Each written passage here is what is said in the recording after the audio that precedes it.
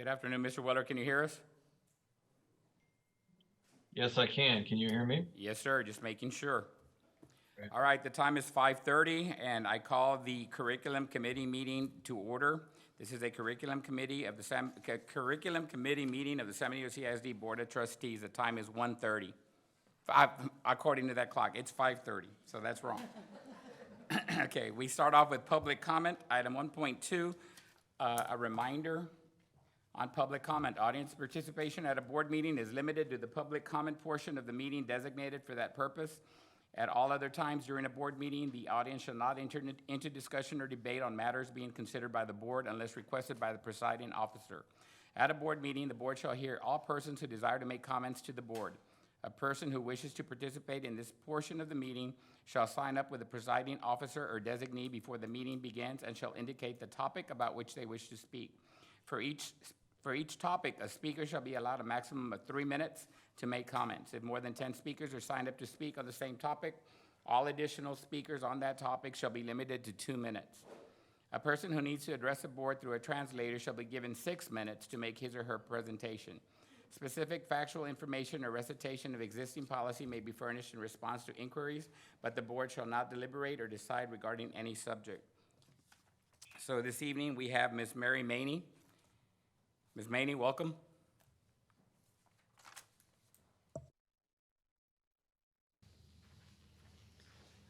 Thank you, Mr. President, Superintendent Sevion, and board members.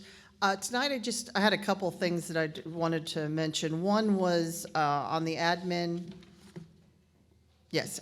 committee 2.2, the Grand Canyon University agreement. I don't know if this is the first time they've done it, but it's the first time I've actually seen it on there. And I kind of like it. It's kind of got a lot of good things in there that for teachers as far as wanting to continue their education, as well as some of the stuff out there for the students. So it's a nice agreement thing. So I kind of would like to see that one go through. The other thing is last meeting, Mr. President, you made some comments about the possibility of the December stipend again. And I can tell there's a lot of people that do listen to this because I've had about 25 people come to me asking me if it was true you had said something, and yes, and you know, what's the possibility of it happening? And I'm going, that I don't know. I've looked, you know, I've seen the numbers they've projected and all that, but you have given hope and to a lot of different people. So please, let's see if we can make that one happen. Because as I said, there's a lot of people that got really excited by those comments. And also, congratulations, Ms. Lopez. Good luck. Thank you, Bench. Thank you, Ms. Maney. This evening, we also have Mr. Adan Oseguera. Mr. Oseguera, welcome.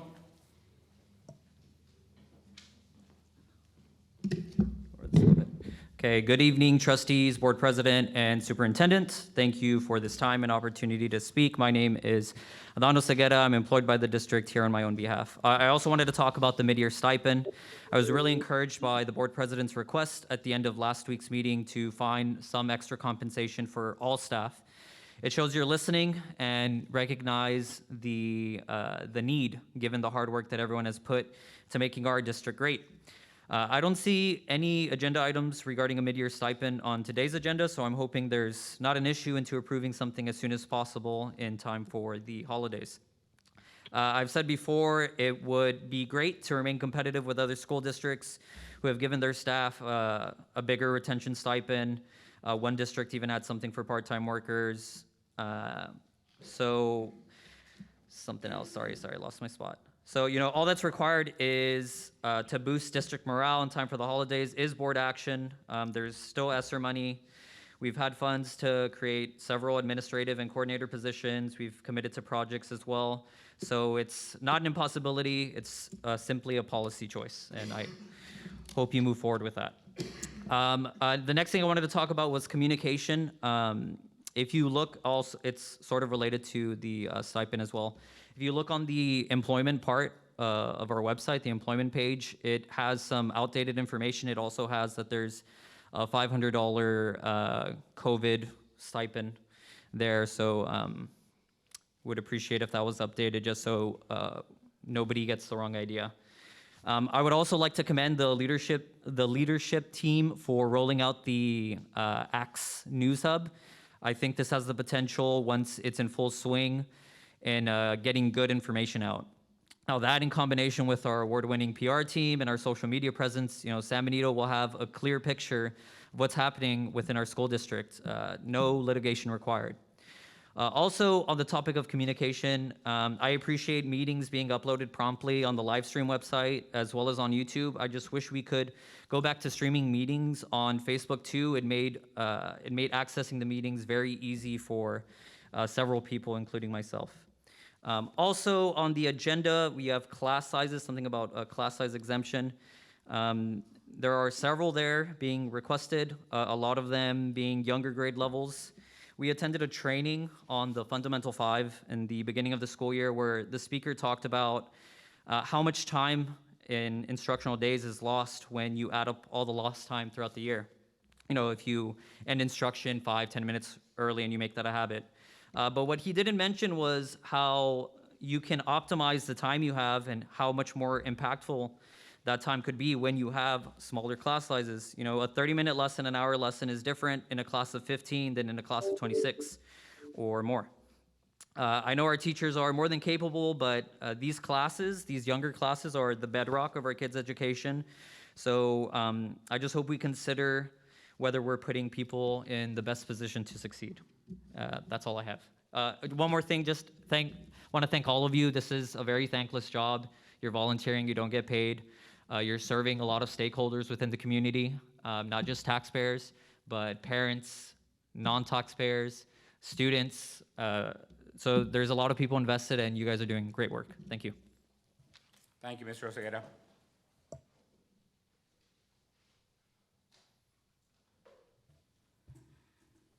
All right, next we go up to item 2.1 on the agenda, review and discussion of the proposed schools of choice for the 2023-2024 school year. Mr. Rayon?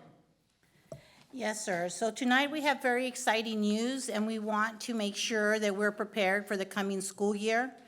I know that we've seen a lot of advertisement from charter schools and online academies that are coming up. Our Go Academy is doing very well, which is one of our choice schools that we brought forth this year. So next year, we want to continue to increase choice, not only for our district, but also for surrounding communities.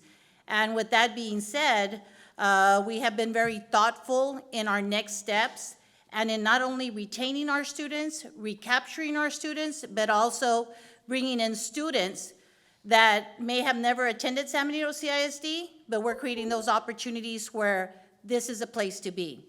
So tonight, Dr. McGee is going to walk us through our proposed choice academies for the next school year. I don't want to use different verbiage yet until she presents the new verbiage, and I think that they're getting that ready for us right now.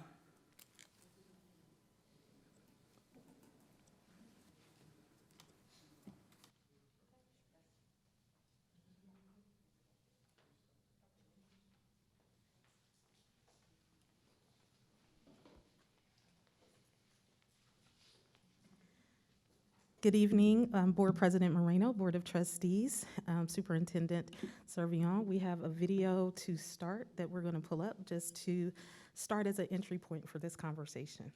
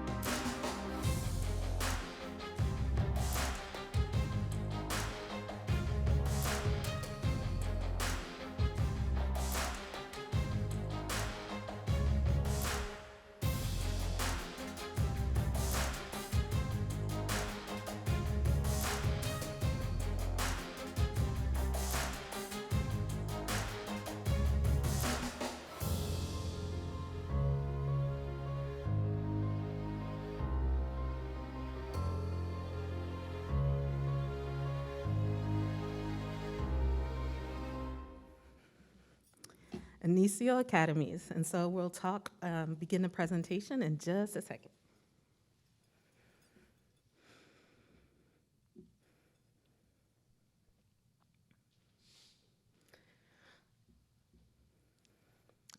So what is INICIO? What we want to do is reimagine choice education. If you've been out in our community, not just the San Benito community, but the surrounding communities, our families want choice, and not the traditional choice. They want choices that meet the individual needs of their students where they are.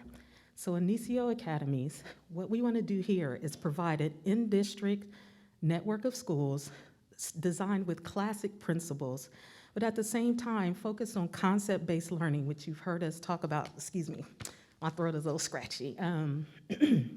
Concept-based learning, but then also those innovative practices that'll help our students be future-ready.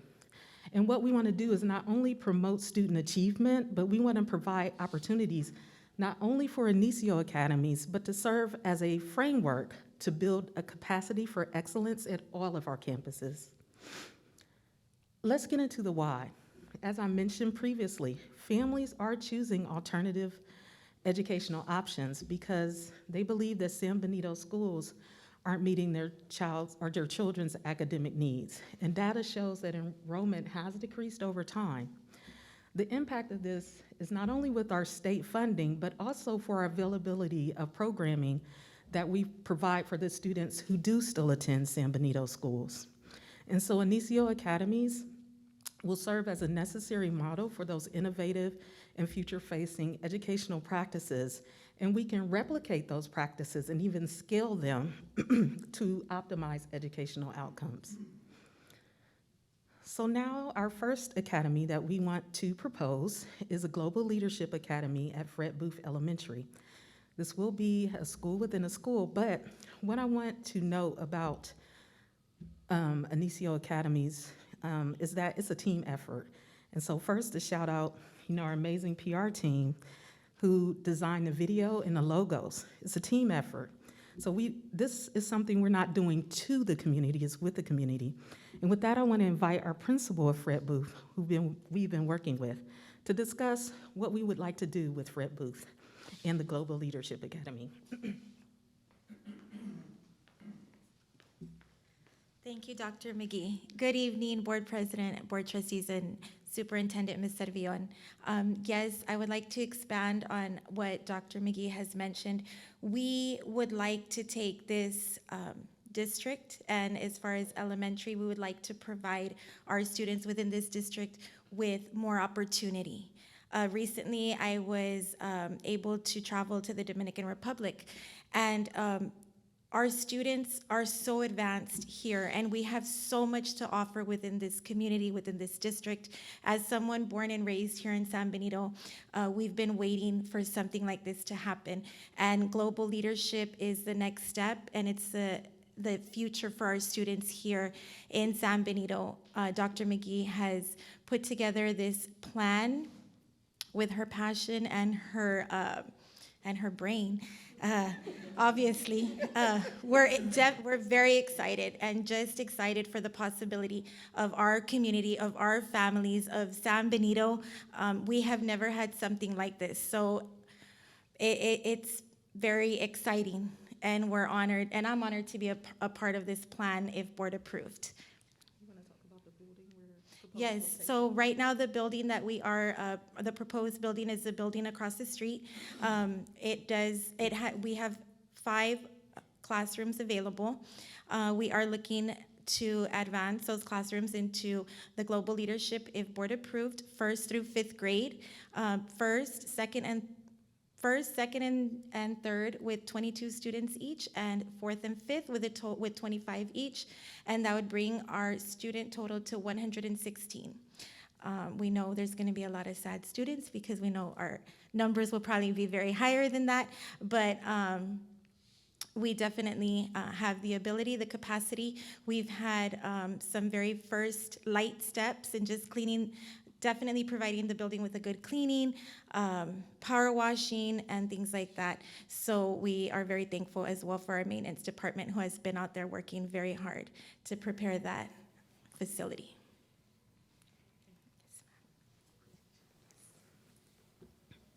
The second school that we're proposing for INICIO is actually a middle school academy called the Collegiate Academy, and it will be housed at Veterans Memorial Academy.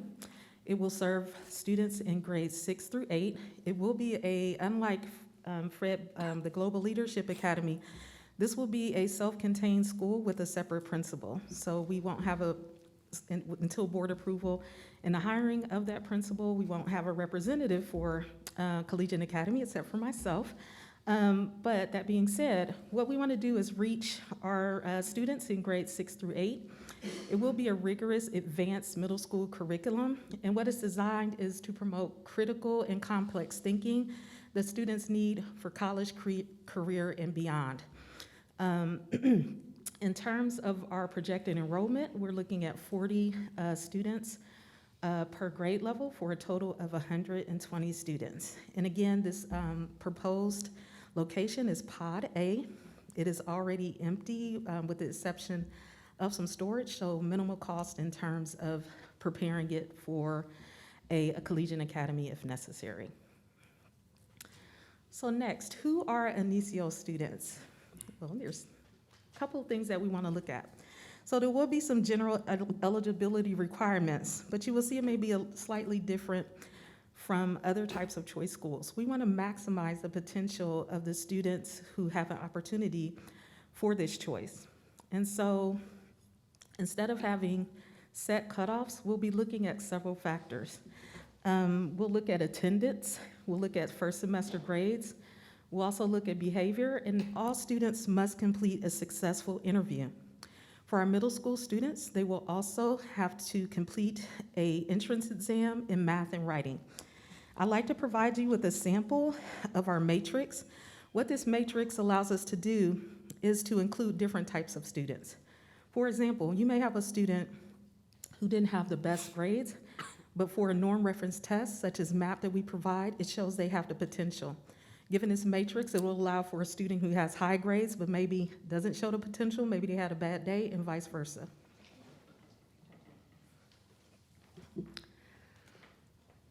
Now, it does show you that ideally what you will see that a typical student will have an average of 95% or above in core classes, attendance at 98% or above, an interview score in the top quintile, and a history of no behavior referrals.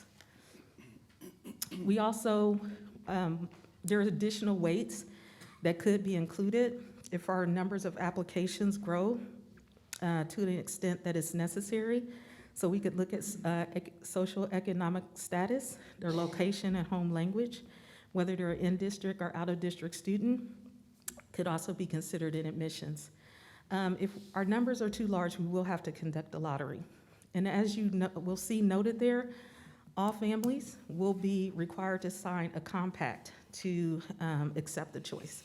So we want to make sure our standards remain high, but then if it isn't a right fit, set the parameters at the beginning that all parties agree to in terms for remaining for that choice. The next thing that is important is our teacher. As we know, the teacher has the most impact for our students after the principal, following the principal. And our goal is to select diverse, dynamic group of educators. The educators will have to go through extensive training. Therefore, we would recommend that extra payment for our extra compensation be involved for the amount of training that is necessary to be successful in these type of academies. So here you see minimum requirements. The teachers who would like to serve in INICIO Academies will have to do a successful teaching demonstration with students. That's vital. As you see there, they will have to complete GT training, project-based learning, differentiated instruction, ESL certification, depth and complexity, flexible classroom design, and utilizing instructional centers as a part of their work. For our recruitment timeline, Ms. Servion did talk to you about how charter schools and some other public schools have already started their kind of enrollment, recruitment fairs, and things of that nature starting for 23-24. So we'll have a Facebook Live on November 29th following board approval. Then our application window will open on December 1st. We will have interviews and student testing days after the application window closes on January 13th, and then we will send notifications on March 1st. There are some questions that I would like to put forth. Just to let you know, including the Go Academy, this will be, upon your approval, the 9th and 10th school that I've led or been a part of, launch teams. And so these are questions that come up, and so I wanted to provide them to you. First, will transportation be provided? And transportation will for in-district students. A big question that comes up is serving 504 and special ed students. And we are committed to serving all students who are eligible. And I think you could recognize that through what we're doing right now through our Go Academy. However, there are a small number of instances, just based on the type of programming, we may not be able to serve them, but we also have district units available for those circumstances. The same goes for our emergent bilingual students. We'll also make efforts to serve them. Another question that arises is, will we still have services for gifted and talented students? And they will be served regardless, whether they're at an INICIO Academy or if they're at one of our other schools, they will be served. And what if INICIO is not a good fit? We will work with families. If it's not a good fit, to find a good choice fit for those families. One of the biggest questions that come up is, will other district campuses lose their GT or high-performing students? And we recognize there may be a decrease in enrollment at some schools, but district enrollment overall should not decrease because they'll be just transferring to another school. With that, I will entertain any questions. I will also capture questions that may require more detail so I can follow up in an email to provide to Ms. Servillon for your review. I got a question, Dr. McGee. I'm all for growth. I'm all for kids learning and providing them the best opportunities to succeed holistically. And that's one of the things the district has done for quite some time now. I guess my only question, Dr. McGee, when we're going into these ventures, let's talk about, I guess, the financial component of it. We're going to have enough staff. I mean, I know we're going to start recruiting, but if we're going to offer these services, are we going to have enough staff, enough leadership in those schools to provide the kids with the resources they need? And what are our backup plan if we don't get the teachers or the certified teachers to do so, or do we have some already in staff? Or that's what I'm asking a couple of the plan A and plan B, just to make sure that we provide these services for the kids. Thank you. Yes, so we always want to look to our in-district staff first. And so from past experience, as I've noted, this will be my 9th and 10th launch. That's always where we've started and we've been able to staff. The great thing about starting early and like putting a pool out early is that we're able to capture students who may be graduating, who may need that support. And so we also utilize that as well. Great. Does that answer your question? Yes, ma'am, it sure does. Thank you. Thank Appreciate it. I Thank you. appreciate it. Dr. McGee, and just to Mr. Lopez's point in reference to when he's asking questions about staff, that will need to equip these schools, I'm assuming that all these schools, the enrollment itself is going to bring in ADA, which will help pay for everything.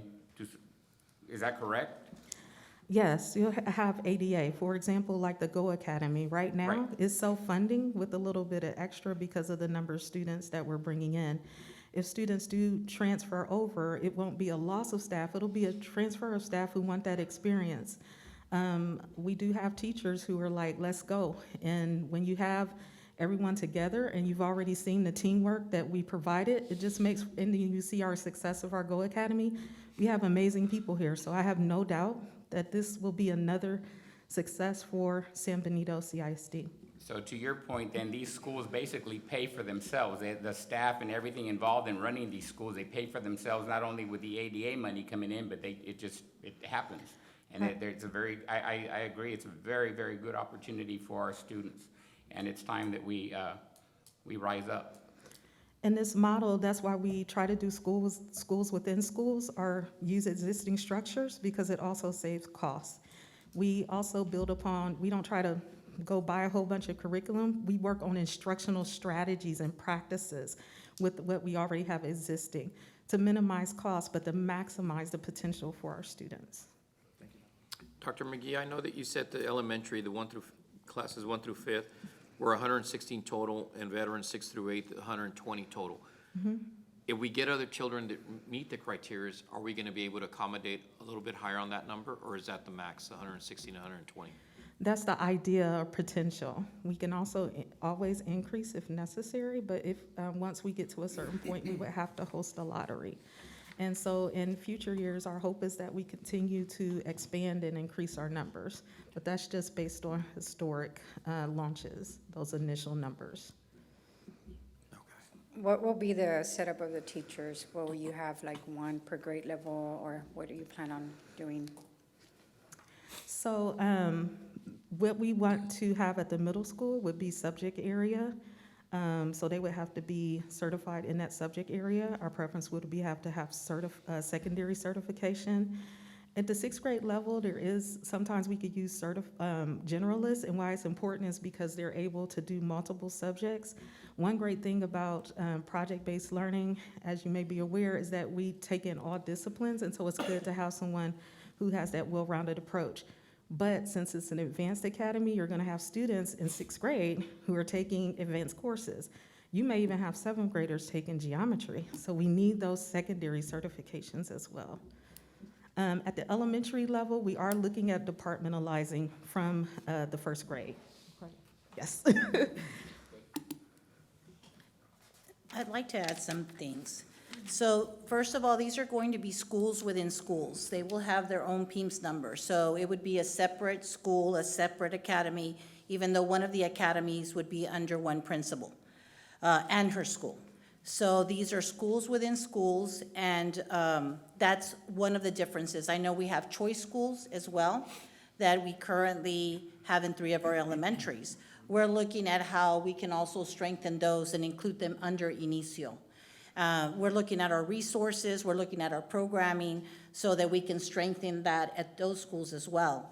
We did go through our choice schools that we currently have at the elementary, and we noted that we did not really have that surge or that increase in numbers.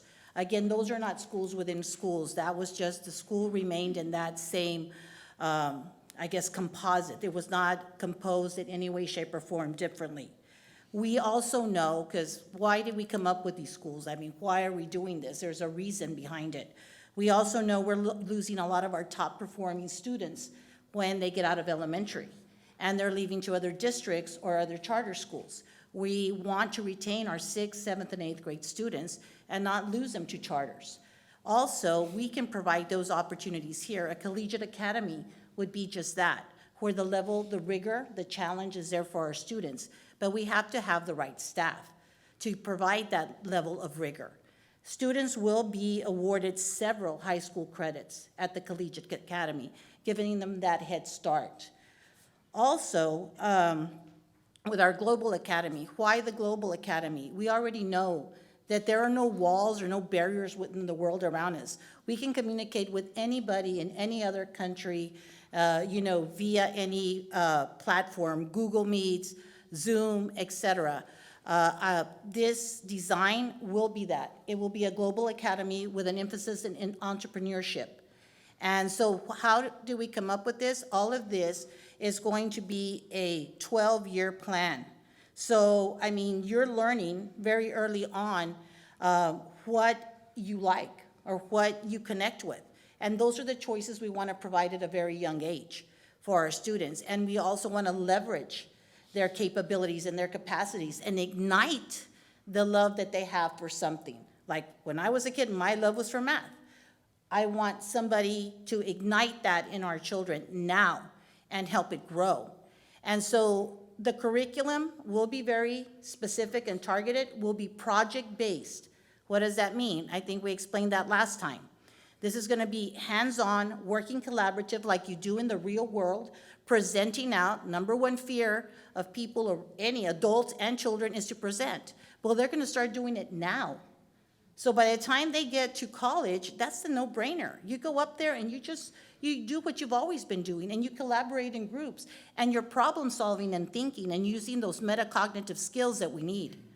So these are very well thought out. Next level will be a breakdown in budget. exactly how we're going to budget the schools. And eventually, we're hoping, because 65% of our student, or more, of our student body on the Go Academy is not from San Benito. We're not San Benito students. We captured students from surrounding districts. Our neighbor to the north, 5 minutes, is where we have most of our students coming in. So, again, if we do it well, if we execute well, and we provide those opportunities, then they will come. But if we drop the ball and we just start with an idea and not develop it to its full capacity and provide the support the students and families need, then it'll all be for naught, and we won't see the growth. So this is just step one of a very long journey ahead, but also with the quest to provide opportunities for our students, and so it helps our community. So that's where this is born, and that is why the Global Academy, the Collegiate Academy, and we are going to support our other academies and choice academies as well, all under INICIO. Ms. Servillon, when it comes to the curriculum, will you be focusing on the core classes, or will you be adding other classes? Well, the core classes will be really a focus, so they have to be a focus. We have to have that strong foundation, right?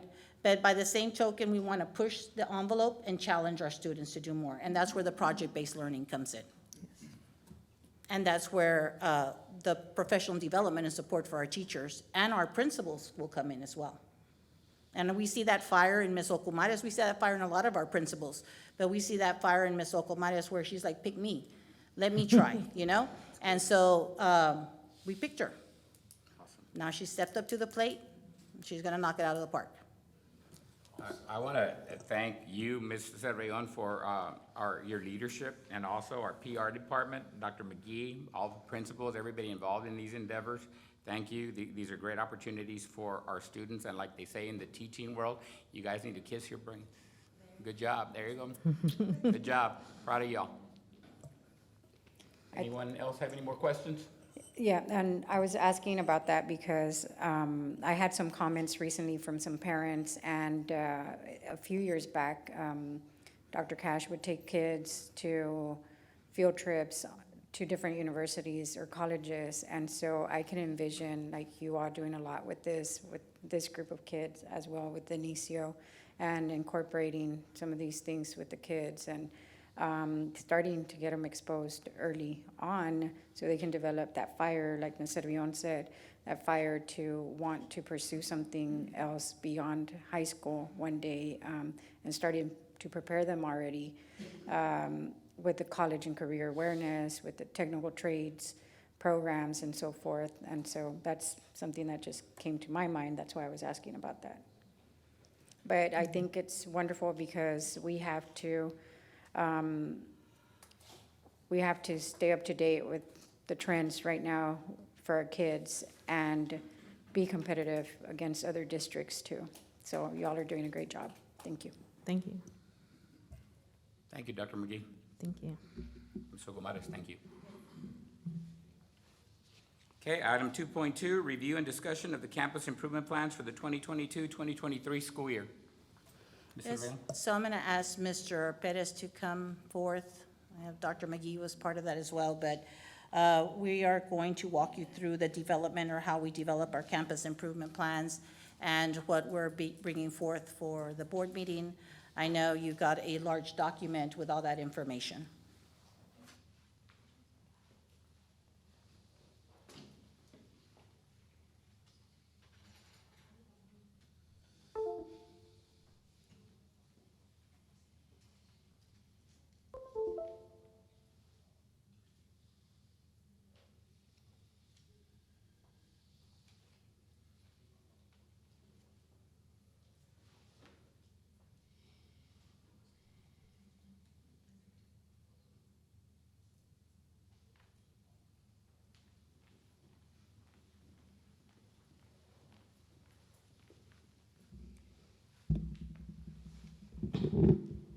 Good evening, Board President Moreno, members of the board, and Ms. Servillon, Superintendent.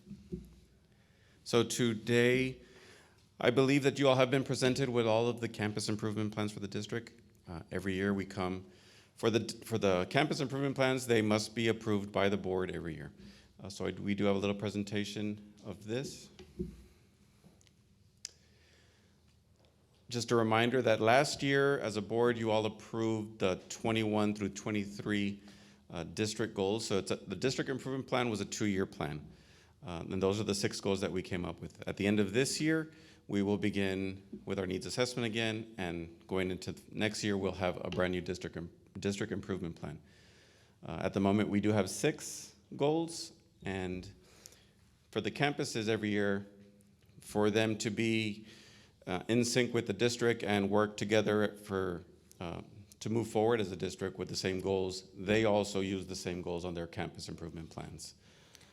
Mr. Perez, it's important to note that the goals for the district are correlated to the strategic plan of the state. Yes. Correct. So you all have been given copies of the campus improvement plans. You have one high school, San Benito High School.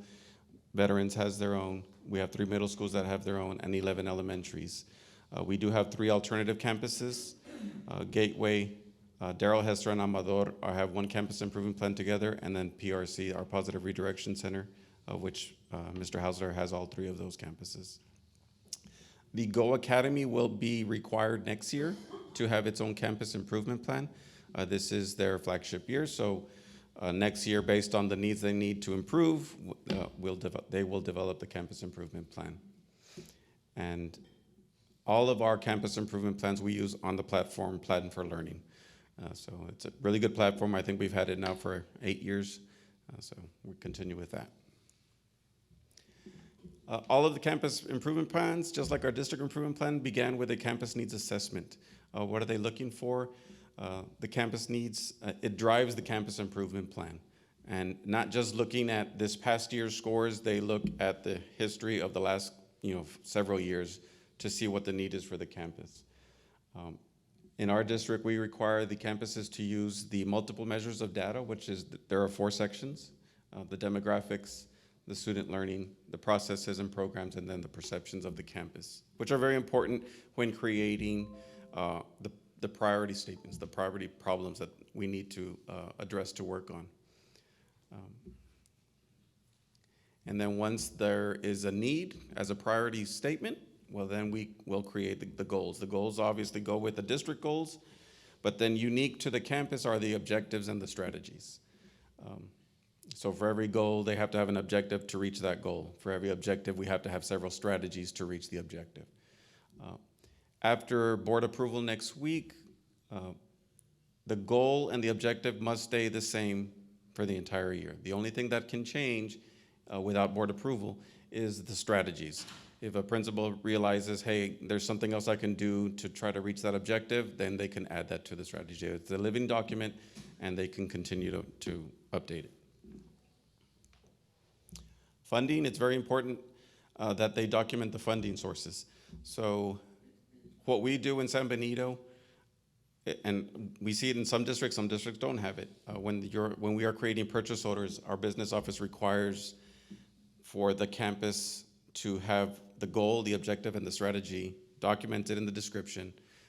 That way, if we ever have an audit, they can say, why did you purchase this? It's specifically to target one of the goals. And then a lot of the funding is based on that way we can also document that the funding is based on the student need, not just somebody deciding we're gonna use it in this manner. It is focused on the student need. And then also in that same manner, as funding sources change, as new strategies come up, we can also change funding sources at that point, if needed.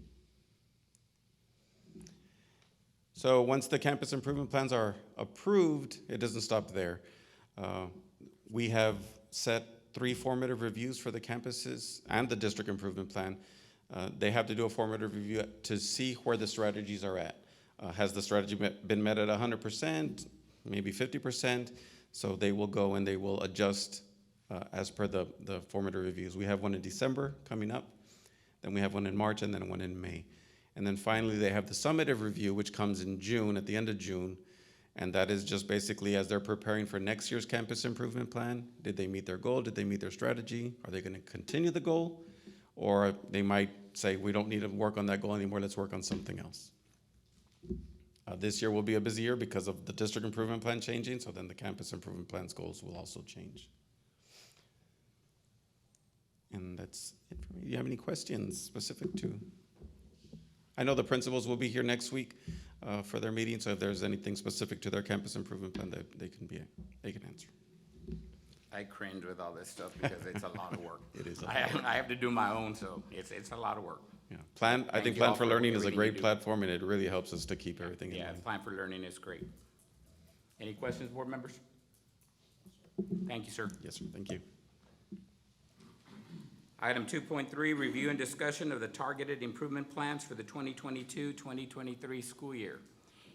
Ms. Cervellon, something else I'm familiar with. Yes, sir. So we do also have here tonight our principals that also are in charge of the TIPs and their targeted improvement plans. And I think tonight we have Ms. Cornett and Ms.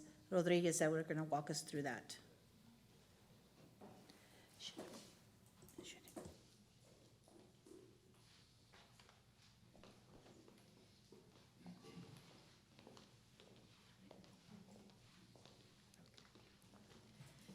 Good evening. Yes. Good evening. Before you begin, Ms. Cornett, I'm sorry, I want to go back and look at, Mr. Weller, if I may, to items 2.1 and 2.2.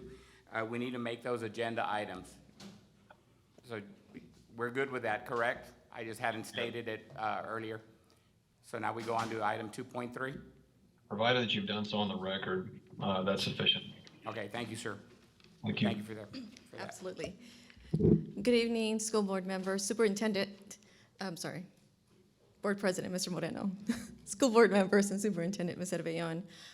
Ms. Amy Rodriguez and I are going to go ahead and present on our campus tips, targeted improvement plans. And so Ms. Amy Rodriguez, our director for secondary instructional implementation, will begin. Hi, good evening, President Moreno, Board Trustees, Superintendent Cervellon. According to our accountability reports, we have a couple of campuses that are identified for school improvement. Go ahead. Thanks. Okay. We do have 3 campuses. Our elementary campus, Frank Roberts, is identified as target support campus, and our Gateway to Graduation and Miller Jordan Middle School are both identified as comprehensive support and improvement campuses. So along with that, we have received funds to help support those campuses. We received the Effective Schools Framework Grant, the ESF grant, for Frank Roberts Elementary, for Berta Cavazza Middle School, and then for Miller Jordan Middle School. We received our school improvement grant for Gateway Graduation and also Miller Jordan Middle School. So Miller Jordan has a lot of support. Some of our requirements that go along with both our identified campuses and with our grants that we receive is that we need to develop a target improvement plan for each of these campuses. Specifically, Berta Cavazza is not a targeted campus, but they did apply for the grant, and so they also have to follow the same requirements. Okay, so we all work on a tip, and then of course we work on the extra requirements for ESF, which include identifying a campus intervention team, which is our district coordinator for school improvement. Ms. Cornett does oversee the elementary campuses, and I oversee the secondary campuses as we work with them. We identify a campus leadership team on the campus. The principals decide who's going to be on their leadership team, and this includes the principal, the assistant principal, their lead teachers. Secondary campuses also have their counselors and their deans and being part of this leadership team. We are required to create a partnership with vetted capacity building programs. BC, Miller Jordan, and Frank Roberts partnered with the TIL, with Texas Instructional Leadership, and our Gateway to Graduation campus partnership with Region 1. Along with that, we are required to complete public meetings. During our open house in October, each of the campuses held public meetings to gather input from parents and the community. They also developed a target improvement plan with prioritized focus areas based on their data, based on historical data, based on our accountability data, barriers to address, which include either resources, time, materials, instructional, and of course, professional development. They also address goals, short-term and long-term, short-term being every 90 days, and then long-term being the annual goal, and activities to address those goals. We present the tip before the board for your approval. And we also have to submit to TEA 4 times a year. We've submitted in September. We will be submitting again in December, March, and June. We did receive feedback already for our September submission, and we meet with Region 1 and TEA to get that feedback and make adjustments as necessary. And we also have to submit our mid-year funding reports to show how we're spending the money and ensuring that we're spending the money correctly. So that will be coming up also in December. The support so far that we have provided to our identified campuses include plenty of professional development, 3-day training with Region 1 to go over the ESF framework requirements and go over the TIP requirements overview and how to start implementing it on the campuses. We received a 3-day instructional leadership training on lesson alignment, which goes along with what we require as far as teacher planning and instructional resources. We also did a 3-day TIL training with data-driven instruction specifically for our new administrators. Some of this material started last year, but with the changes over the summer with new administration and new principals at the campuses, we had to do the wraparound training and ensure that everyone was trained equally. We also had, of course, our public meetings in October for our feedback from the community. We had our TIL program overview with all campus staff and ensure that they are all using the same language and being consistent throughout their campuses, and they're rolling it out to their staff. We have had TIL leadership program implementation rollouts with focus staff, and so campuses are doing these rollouts during PLCs, so they're making sure that they have that time on their campus to train all teachers and look at data. We have done lesson alignment coaching with campus administrators and making sure that they're rolling it out to their teachers. We've had pre-planning meetings, planning meetings, and review meetings with Region 1 as we go through our TIP and ensure that our target improvement plans match and go along with our campus improvement plans. That way they're not doing 2 different things, but it's all combined to reach the same goals. And then we did have our meeting last week with our first submission. We met with Region 1 and TEA to ensure that we're making the adjustments necessary before we move on to our December submission.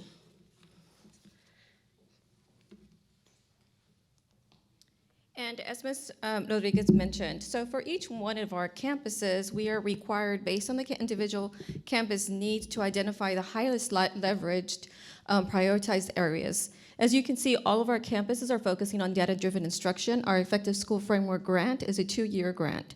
Last year was our first year, and we focus on data-driven instruction, and we will continue with that work. This year, we're focusing on, if you can notice, the LA lesson alignment. Now, lesson alignment is targeted in 2 different areas, which is 4.1, high-quality instruction and lesson alignment, and 5.1, effective instruction and lesson alignment. And then, and so you can see there the campuses that are targeting each one of those different areas. And at Gateway to Graduation, we are targeting the strong school leadership and planning. They're building the capacity of their leadership team and working with their campus staff. And so again, data-driven instruction is something that we focused on last year to all campuses, and it's specifically targeting, looking at data, multiple documents of data, different data, to go ahead and identify needs, targeted needs, misconceptions, to go ahead and maximize student learning in the classroom. This year, again, with lesson alignment, we're looking at 2 different components, the high quality instruction and lesson alignment, 4.1 and 5.1. These go hand in hand together, but 4.1 is focusing on the planning process, making sure that there's a thoughtful process and understanding of what the expectation is for students to know and do. And then the 5.1 is focusing on the actual rollout, the instructional process in the classroom. And then again, 1.1, strong school leadership and planning, again, building the capacity of that leadership team in the campus. And any questions? No? Okay. Ladies, thank you for your presentation. Thank Break you. up. I just want to compliment you in what you're doing. This is very, very informative, and it looks like it's research-based. And as I tell you as a teacher, because I saw a lot of this stuff that I learned when I was a teacher myself, and not just working here in San Benito, but also when I worked at a different district. The data-driven is very, very important. I learned that as a first-year teacher, and we had a lot of success with our students that were testing on the STAR. And so I just wanted to compliment you on the great job that y'all are doing with this, because I can see how this is really gonna help our campuses improve. And a few years ago, and I hate to beat a dead horse, but I want the public to know, how great y'all are doing now that we have this leadership and you all working together as well. Where a couple of years ago, when I asked what is being done at these campuses that are underperforming, and the answer I was given was, the campuses are receiving money. And to me, it goes beyond that. We can reward our teachers for doing a great job and for the hard work that they do. But if we're not providing them with the tools that they need so they can continue growing, so that they can know how to help our students go from failing to having success in the classroom, then the money's not gonna help us. The money's not gonna help the teachers, And so what you're doing is you're helping the teachers learn how to become even better teachers than they already are. So thank you so much, Ms. Servillon, for the wonderful job that you're doing.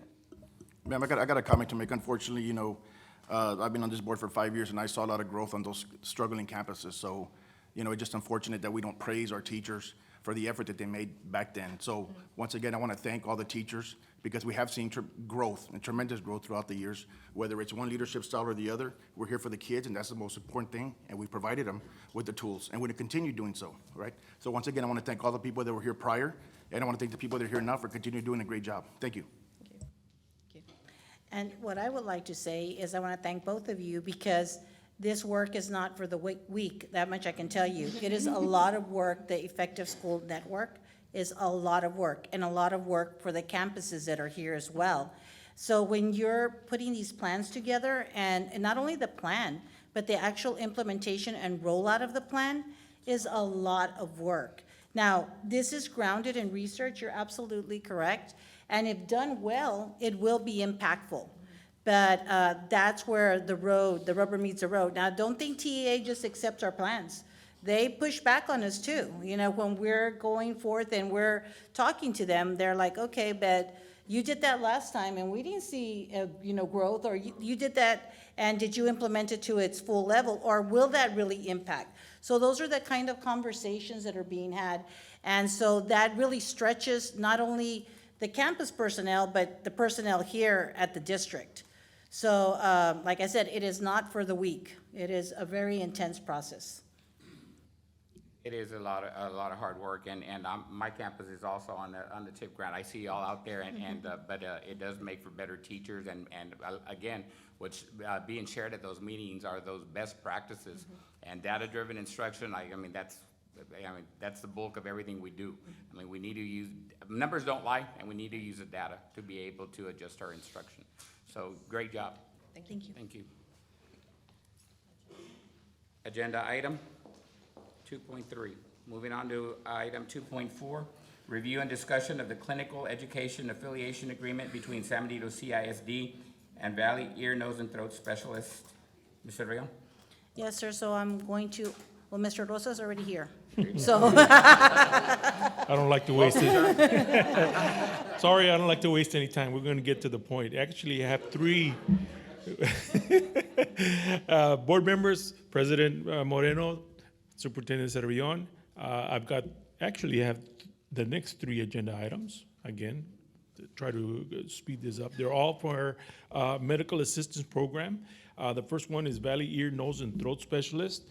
The next one will be Dr. Coda, and the next one is Tapanyan Pediatrics. Is that correct? Did I say that right? Okay, yeah, Tapanyan. Okay, great.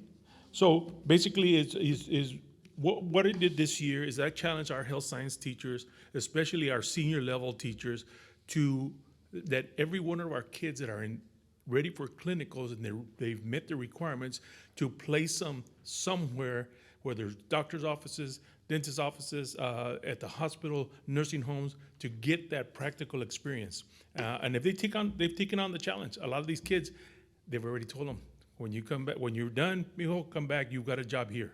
Okay, so, and that's what we're trying to do. So you're gonna be seeing quite a few of these coming across. Now, at the doctor's office, of course, I can only take 2, or I can only take one. So when you have 15, 20 kids, we got to find 15, 20 doctor's offices to be part of that affiliation. So I'm glad that I'm seeing some of these new ones that are coming around. We're in need. We're seeing reports all the time and how big that we're in need around the areas. And Mr. Lopez, you could probably attest to that, working in that environment. Our kids are in a good spot right now.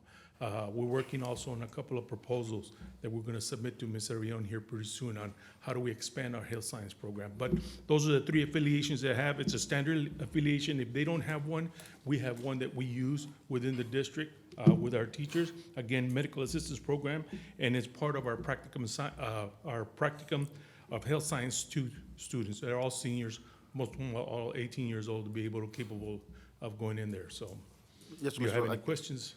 I got a comment, sir. You're absolutely right. Once again, nobody saw COVID coming, and it hit, and we're still seeing the lingering effects of it. But yes, you're absolutely right. I think it's just to see these physicians open up their offices and allowing our CTE department as well as leadership like yourself, sir, to send these kids over there to go and assist and learn and to broaden their horizons as far as their future is concerned, what they want to do in the healthcare industry, if that's what they choose to do. I think it's a great opportunity for our kids in our community. And I can guarantee you one thing, I've been in the medical field for 25 years, going on 26 now, in the leadership role as well. And anytime we got students coming in, that wanted to help and learn, it's a great opportunity for the kids and for the hospital, the clinic itself. So I think it's a great opportunity, sir. I want to thank you and your leadership team so much for that. That's awesome. Thank you. Board members, any questions? All right, thank you, Mr. Great. Rosa.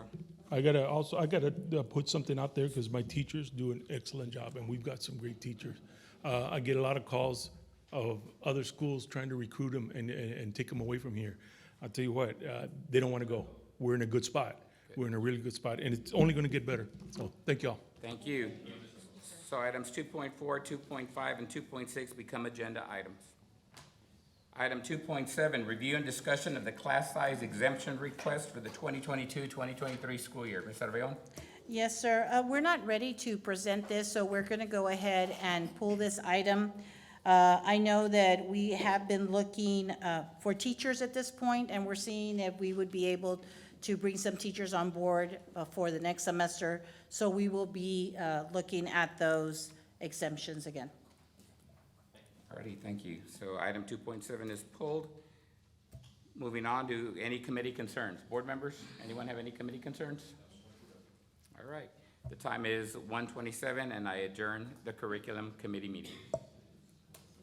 6:27, oh my God, we need to change that clock.